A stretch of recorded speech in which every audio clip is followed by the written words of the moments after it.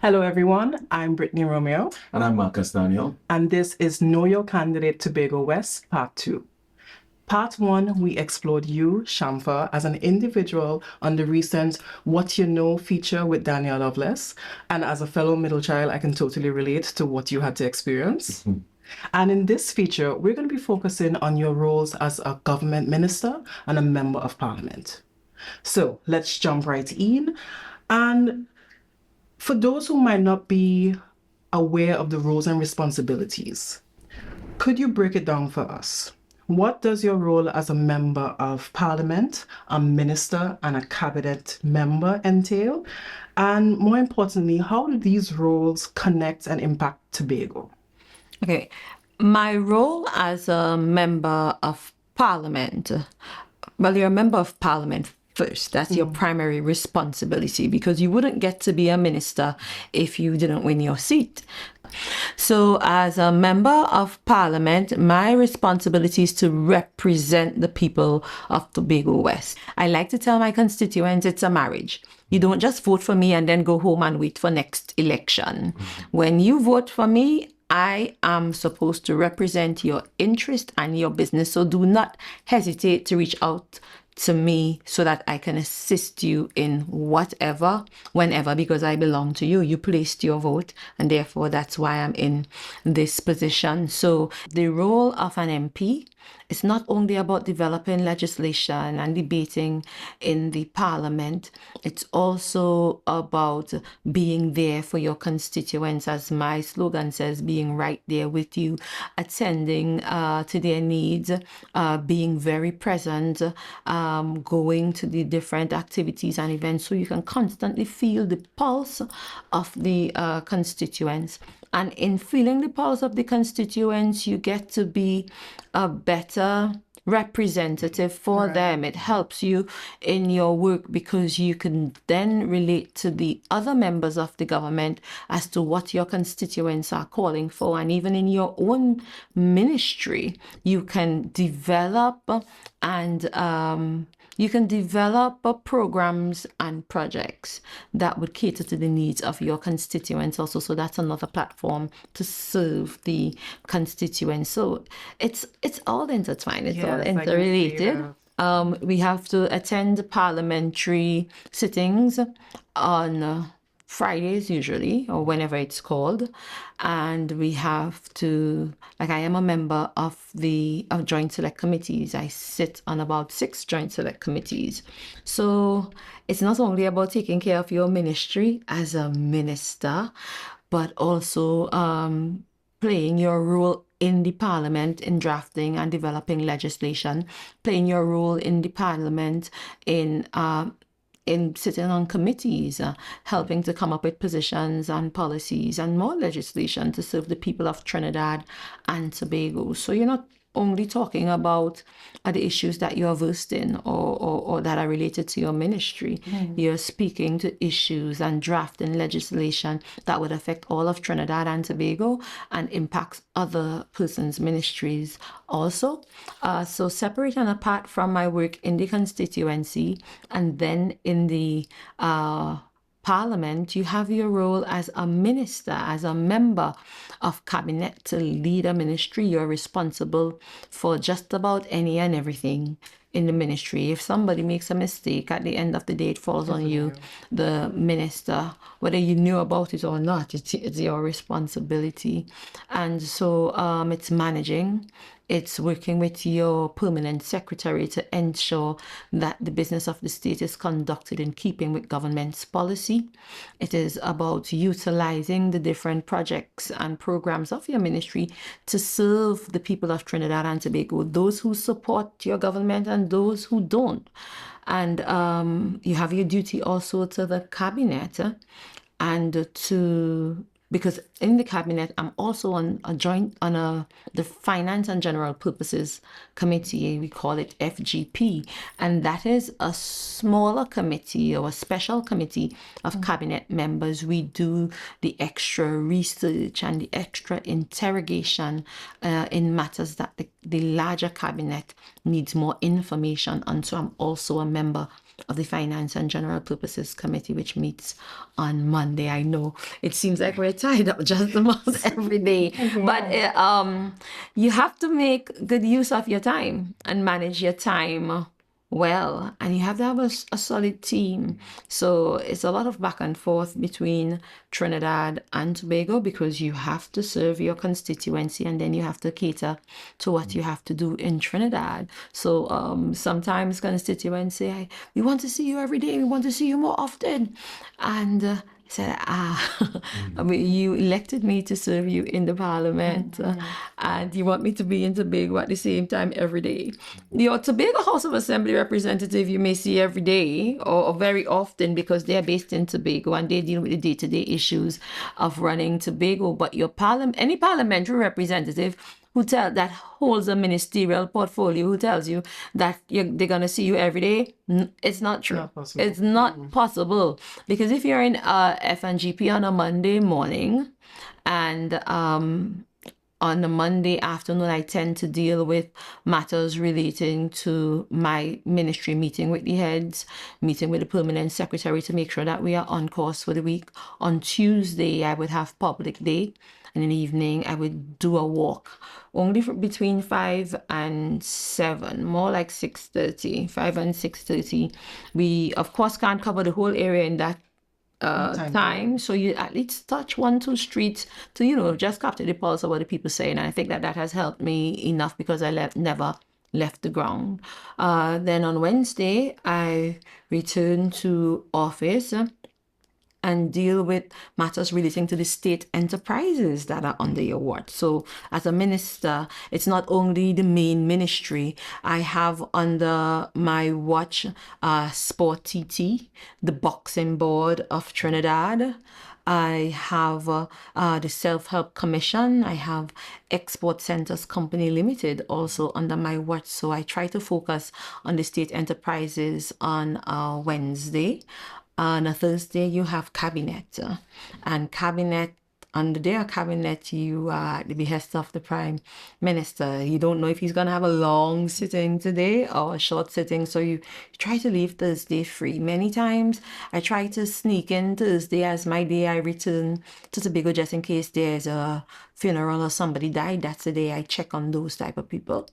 And on Thursday night, you pretty much get ready for the debate on Friday. Return to Trinidad the following morning. I may do a meeting on Friday morning. There may be somebody of the general public who wants to see me for some reason or the other, or somebody related to some business under my watch. Courtesy calls, those type of things I do on Friday before going to Parliament. But we recognize I didn't call Joint Select Committee meetings, because you'll have Joint Select Committee meetings also, and that would have to fall somewhere in between. So it's a pretty tight schedule, but we have to make it work.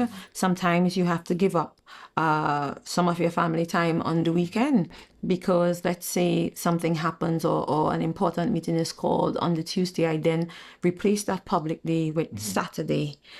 And that's difficult for the Seventh-day Adventist people, but we just have to make up one of the weekend days, and it's usually Saturday. I want to jump in. I mean, you said a lot in terms of family, the roles and responsibilities as an MP. You mentioned assemblymen as well in Tobago. I mean, Trinidad and Tobago, we are very fortunate to have an MP, and then we have assemblymen in that sense. Recently I saw on social media where someone would have asked, well, where is the minister, or where is the MP for this particular area? But he mentioned the roles and responsibilities for an MP compared to an assemblyman. I mean, where is the misunderstanding when it comes to the responsibilities of an assemblyman and compared to an MP?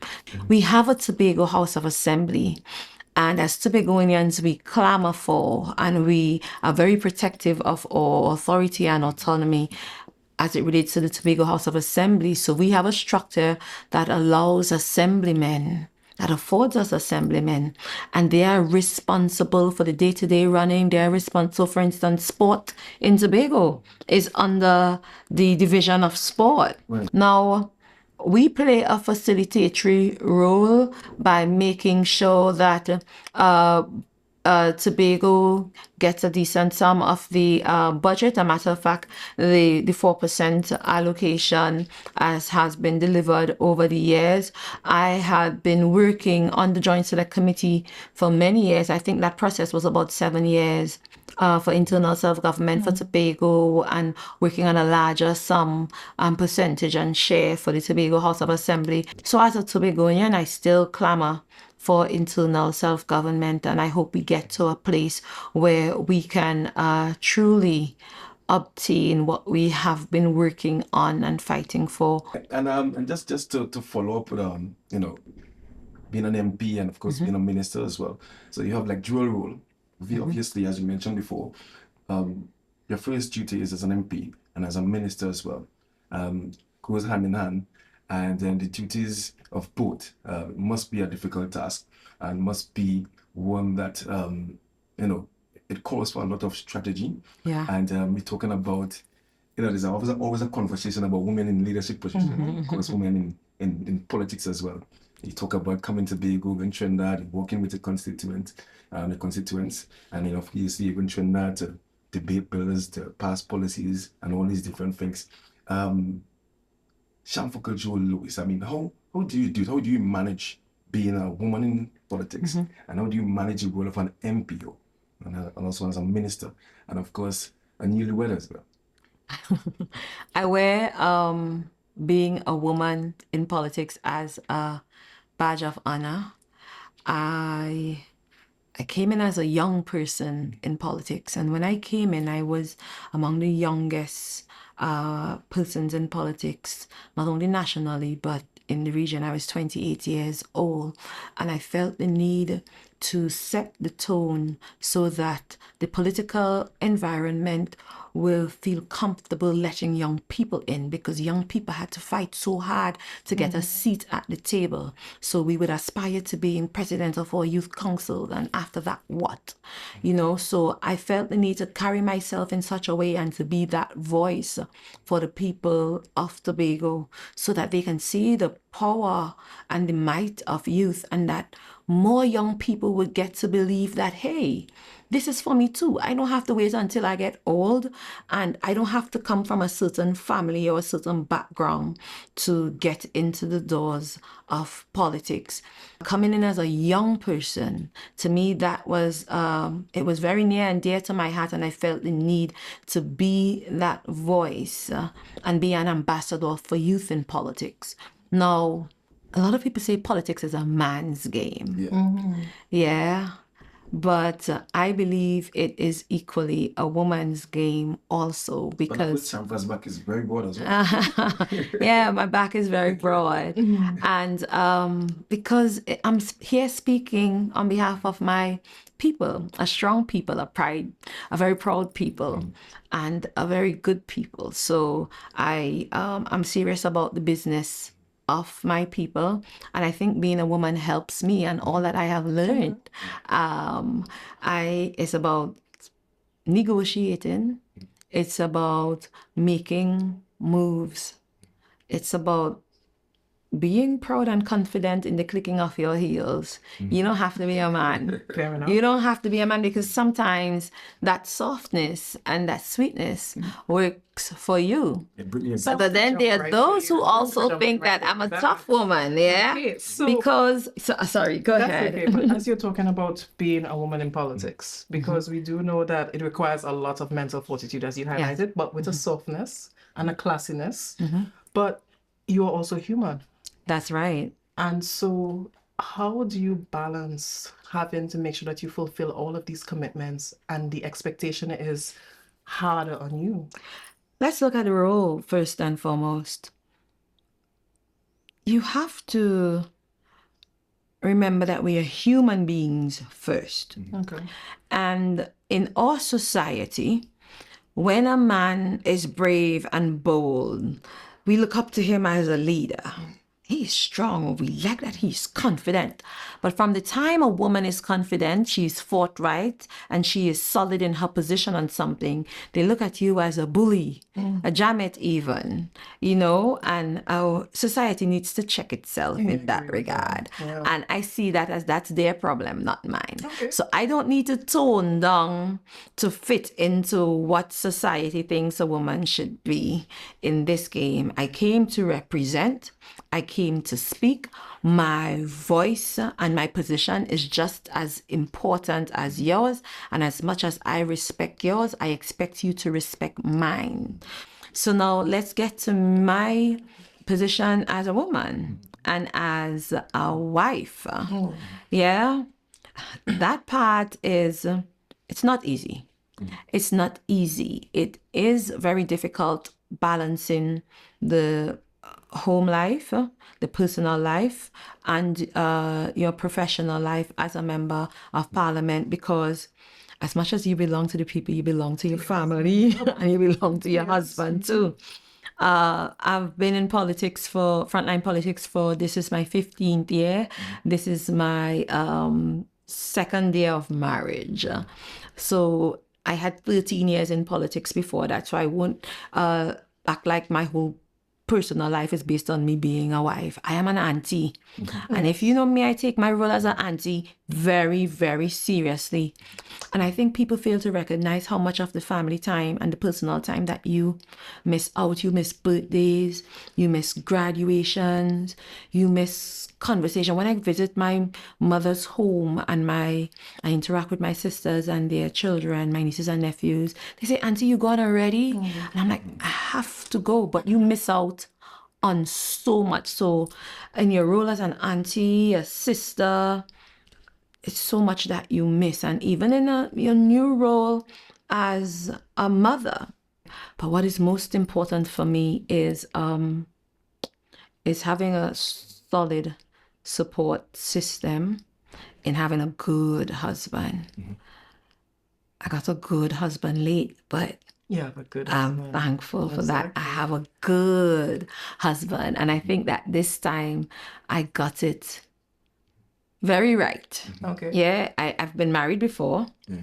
And therefore I've been divorced. And I was 30 when I was married before. But I think I was still too young in my thinking to fully, I think we were not ready for what we had gotten into, for that type of, it's not only about the commitment, it's the going back and forth and living in a long distance relationship, even though you are in the same country. And it takes a lot to make that work, especially with the pressures of what society want you to do and who they believe you should be and what should happen. People reaching and be like, "You didn't make no child yet, but you in marriage 6 months already. You should." I'm a whole working woman. I live in Trinidad for the most part. He's in Tobago. You know, it's a lot that you have to balance. But anyway, having a man who is a man, who is a solid man, who is a supportive, very, very supportive man, who is reasonable, who is a caring man, who is also a wise man, and a man who I can trust to lead me any day. And he keeps me in check. Okay, yeah. Yeah, and it takes a good, strong man to keep a bossy woman in check. Sometimes he look at me and I know, okay, sit down, shut up, because my man has spoken, and he has spoken without saying a word. And I have learned to follow his lead in a real beautiful, sweet, calm, supportive way that nurtures me. Yeah, and I think as a woman in politics, you need that kind of support system. Yeah, understanding is so important. We're going to take a short break, and then we return. We talk much more about the Ministry of Sport and Community Development. Yes.